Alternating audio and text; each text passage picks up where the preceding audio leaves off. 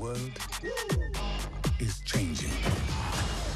Soon, there will only be the conquered and the conquerors. Step into the spotlight. You are a good man. Step into the spotlight. With a good heart. And it's hard for a good man to be a king.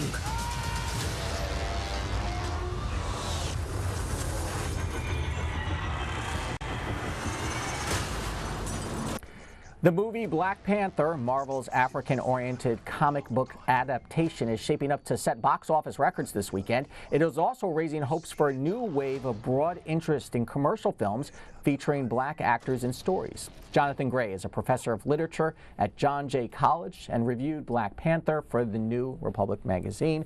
We welcome Jonathan back here. First, give us an overview for those not familiar with the comics. Sure. So Black Panther was the first African superhero created by Marvel Comics. He was created by Stan Lee and Jack Kirby. They created the Avengers, they created Thor, they created the Fantastic Four.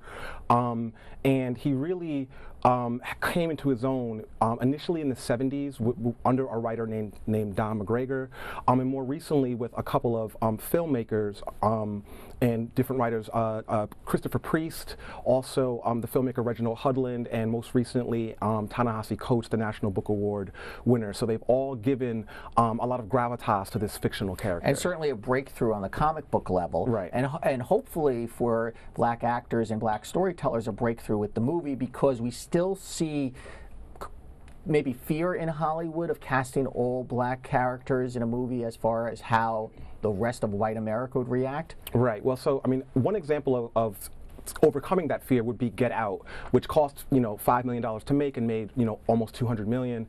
But this is a different affair because it's a big budget Marvel film, but it's already broken records in Ireland, right? And so it's, sort of giving the lie to the idea that, an international audience won't turn out for a film set in Africa featuring an all-black cast. Yeah, this is certainly getting a lot of energy because Marvel has tons of money to market behind it. So how was the movie?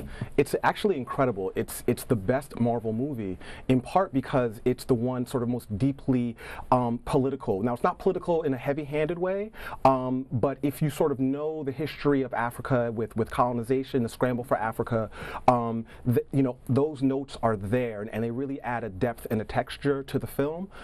It's also quite outstanding in its use of women. The women are actually at the center of the film, and they occupy every role. It's interesting because the comic books have actually long put women in front and center. Is this faithful to the comic book? It is and it isn't. So Killmonger, who's the villain played by Michael B. Jordan, is not quite as erudite as he is presented here. This is sort of an updating of him, but it is quite faithful to the more recent iterations, particularly Ta-Nehisi Coates' use of women in the world of Wakanda. And that's really the chief achievement of this movie. It accomplishes in about an hour what it took Game of Thrones a couple of seasons to accomplish. It builds this incredibly fantastical world. You feel like you can, get up out of your seat and walk into it. The world building is really quite amazing, and the story is great too. Yeah, that's what the reviews I've read said, that's exactly right. The mythology building behind it happens very quickly and very, very big and bold. Right. So a lot of criticism, with the Oscars, with black actors and directors not winning awards. Does a big budget blockbuster movie like this push that over the edge, do you think? Well, I think it's a shoo-in for best costume. The costumes here are incredible. But yeah, I think Coogler, who both co-wrote the screenplay and directed it, I think he should be recognized. We're a long way away. It will be a year from now. I think also Michael B. Jordan's performance is incredibly nuanced and complex.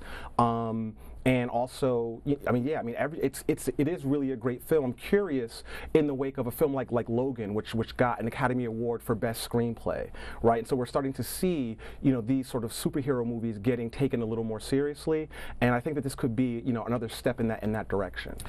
Do you think? It's a superhero movie, but what about serious black-focused movies with black actors and dramas? Are we still lagging too far behind on that? Well, So, for example, we have Mudbound, right? And Mary J. Blige is up for an Academy Award, and it's gotten a lot of recognition, but it is released on Netflix, right? And so I think that might be the next step, is for a movie that doesn't have sort of the built-in audience that a Marvel movie typically has. There are new venues to show them. Sure, right. And so I think that that's maybe the next step, is having a movie that's one, not set around slavery, and two, not, you know, sort of a genre franchise film, be, you know, sort of capture the cultural imagination in the way that Black Panther is. But we were here before. I mean, Malcolm X sort of did that, but there wasn't anything to follow up. I think now, though, the infrastructure is in place where, you know, there are people like Ryan Coogler, there are people like Ava DuVernay, you know, there are people who are following them who can actually maybe push this ball forward. In the Marvel universe, is there you know, female leads next that you know, we saw certainly Wonder Woman. Right. I'm not sure if she's Marvel or DC. Well, she's DC, but I mean, Wonder Woman's out, and that's doing great. Ant-Man and the Wasp, where we have a female co-lead, is coming, and also Marvel's working on a movie called Miss Marvel, which is starring Brie Larson, which is going to be their next, you know, their sort of next, you know, or their first, actually, movie with just a female lead. Less than a minute left. You mentioned the political ramifications of the movie. What do you think message people will take away? Wow. Other than just fun. It may just be a superhero movie. No, that's okay. I mean, I think actually the question about what we lost in the Middle Passage is sort of central to the movie, and how we can recover that sense of community that doesn't just extend, you know, here as African Americans, but as like sort of a wider African diaspora. It's asking those kinds of questions, and I think it's wonderful because it is.